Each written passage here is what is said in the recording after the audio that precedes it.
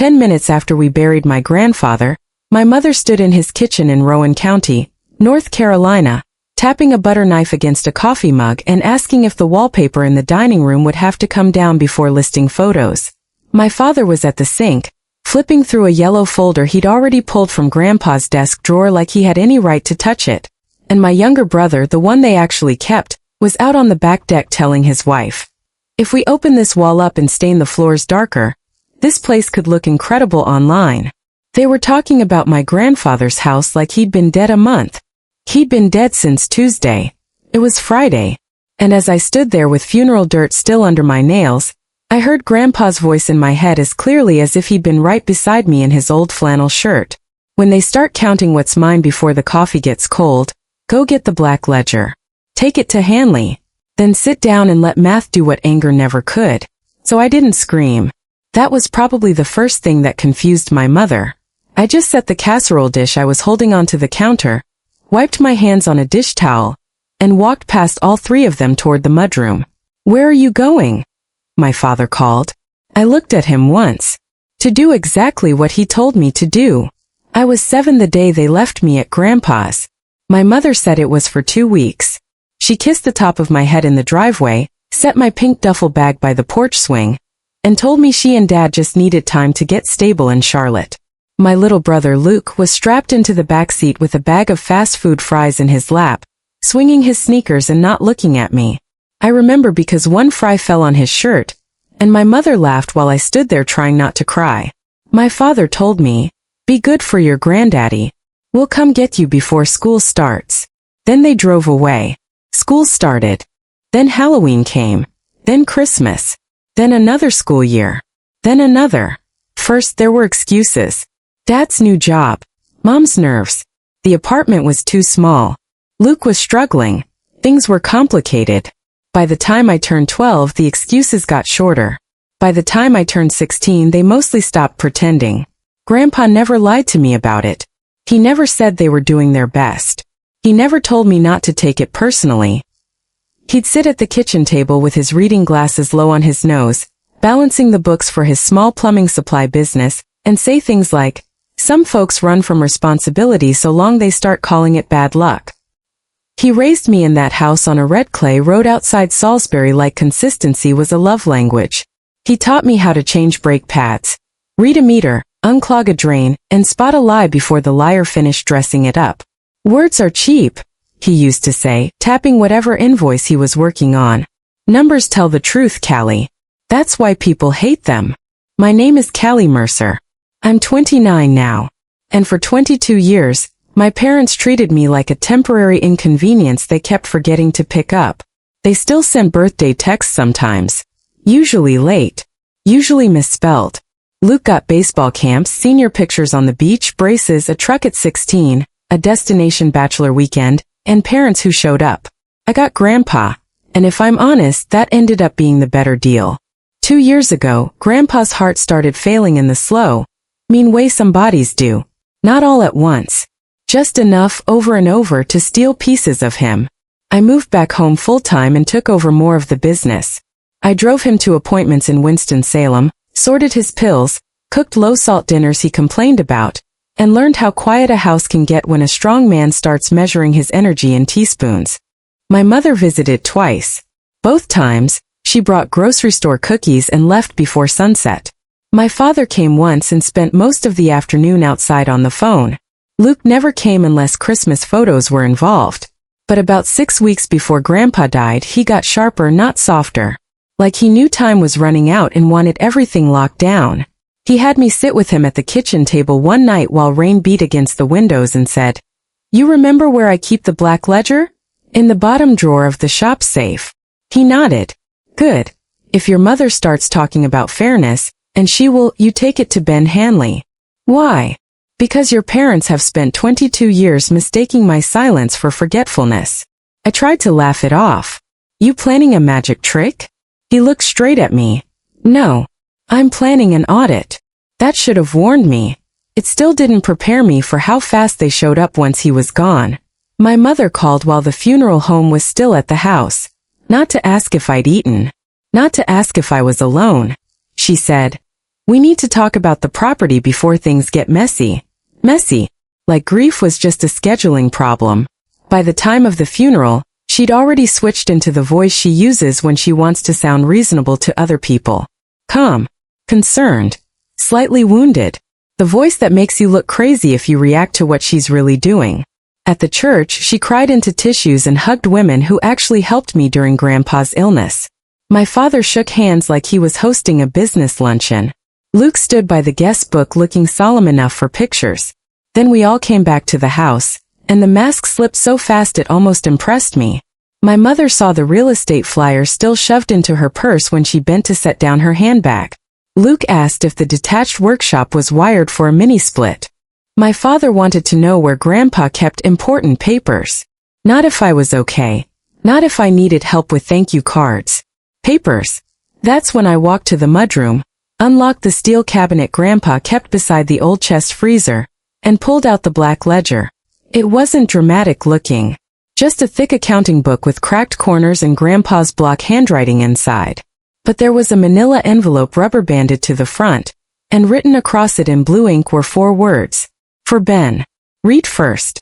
I took the ledger, got in my truck, and drove straight into Salisbury. Ben Hanley had been Grandpa's attorney for longer than I'd been alive. He was one of those quiet men who never wasted a sentence. He took one look at my face, one look at the ledger, and said, "He told me you might come today." He knew they'd start this. My mother softened her expression. "Callie, sweetheart, I know you're emotional, but this house is too much for one person. You don't even need all this space. We can sell it, divide things fairly, and make sure everyone gets what Grandpa would have wanted." What Grandpa would have wanted? That was the moment I stopped feeling hurt and started feeling something colder, because she still thought she knew the room better than I did. A knock came at the front door. Ben Hanley stepped inside carrying a leather briefcase, and the kind of expression that makes dishonest people sit up straighter. My mother blinked. "Ben, we didn't expect you." "No," he said, removing his glasses and folding them carefully. "That appears to be a pattern in this family." Nobody spoke. He set the black ledger on the kitchen table like a judge setting down a file. "Frankly," he said, "I suggest nobody signs another thing today." My father's face tightened. "On what basis?" "On the basis," Ben said, opening the cover, "that your father-in-law prepared better than any of you guessed." My mother tried a small laugh. "If this is about the will, we can handle probate like normal." Ben looked at her. "This is about the trust, the deed transfer, the advancement records, and the signed acknowledgments attached to each." She went still. That was the first real crack. Luke frowned. "What deed transfer?" Ben turned a page. "Last April, Mr. Mercer transferred the house, workshop, and business property into the Mercer Home Trust. He retained lifetime use. Upon his death, the property passes directly to Callie Mercer as successor trustee and sole beneficiary." Luke straightened off the doorway. "What?" my father said. "That can't be right." Ben slid a certified copy across the table. "Recorded with the county. It is quite right." My mother's voice got thin. "He was on medication." Ben didn't even blink. "And still apparently more organized than the rest of you. I should tell you something about my mother. When she lies and the lie doesn't work, she doesn't explode first. She pivots." So she placed both palms flat on the table and said in her gentlest voice, "Fine. If Callie gets the house, then the liquid assets can still be divided evenly. We're not greedy." Ben turned another page. That was crack number 2. "Over the last 18 years, he said, Mr. Mercer documented every major financial transfer made to Carol Mercer Bennett, Thomas Bennett, and Luke Bennett as advancements against future inheritance." Luke pushed off the wall. "What does that mean?" "It means," Ben said, "your grandfather did not consider those payments gifts." He started reading. $12,000 toward my parents' bankruptcy settlement. $8,400 for my father's back taxes. $15,000 for my mother's failed boutique lease. $6,000 for Luke's legal fees after a drunk and disorderly arrest in Myrtle Beach. $22,000 for the down payment on Luke and his wife's townhouse in Huntersville. 3 separate credit card payoffs. A car note. A rehab deposit. A private school tuition bridge loan. Every amount dated. every amount signed, every amount marked advancement in Grandpa's square handwriting. By the time Ben got to the second page, my mother's face had turned the color of old paper. My father interrupted. He offered help. Family helps family. Ben nodded once. And families also read what they sign. He pulled the attachments from the envelope. One by one. Receipts. Promissory acknowledgments. Even emails my mother had printed and signed when Grandpa insisted.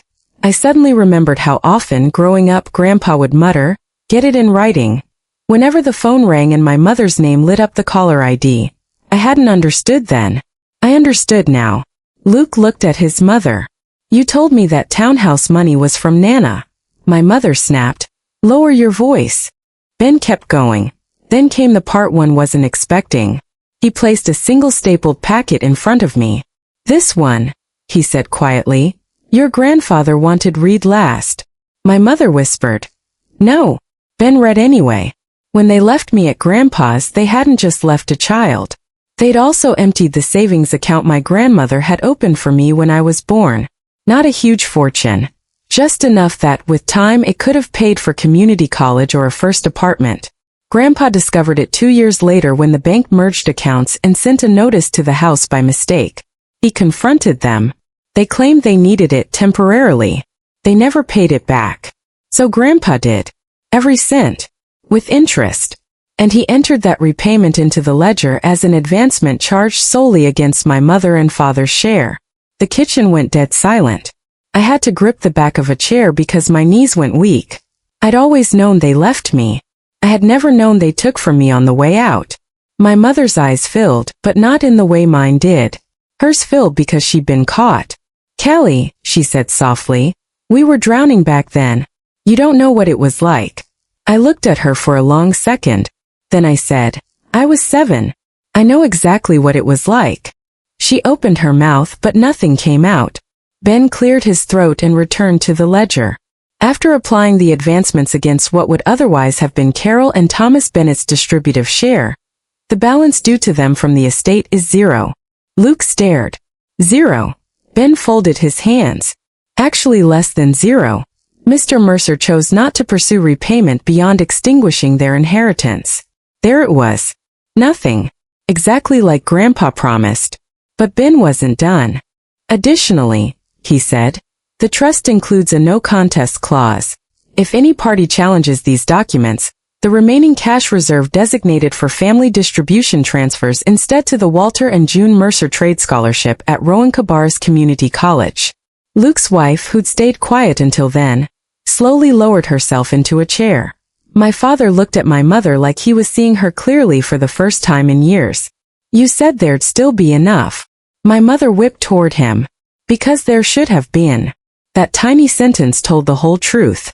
Not grief. Not reconciliation. Not family. Calculation. Luke rubbed a hand over his mouth. "You told us this trip would help us catch up. You said Granddad wanted things even." My mother's voice rose. "He did favor her. He always did." And there it was. The oldest lie in the room. That love only counts when it benefits you. I finally sat down across from her. "Grandpa raised the kid you left," I said. "He paid your bills, rescued your husband, bailed out your son, and put my future back together after you stole from it. If this feels uneven to you, maybe that's because for once the math isn't lying for you." She slapped the table with her palm. "I was young." I leaned in. "You were 39 when you forgot my high school graduation." That shut her up. My father stood first. Luke didn't wait for her answer. He followed Dad outside. Ben packed the papers back into the envelope with careful hands and left certified copies for me. My mother stayed in that kitchen 2 more minutes, dabbing at her mascara and trying to rearrange her face into something salvageable. At the door, she turned and said, "You're really going to let this stand?" I looked around the room Grandpa built a life in. The dent on the baseboard from where I rammed my bike into it at 9. The jar of peppermints he kept beside the microwave.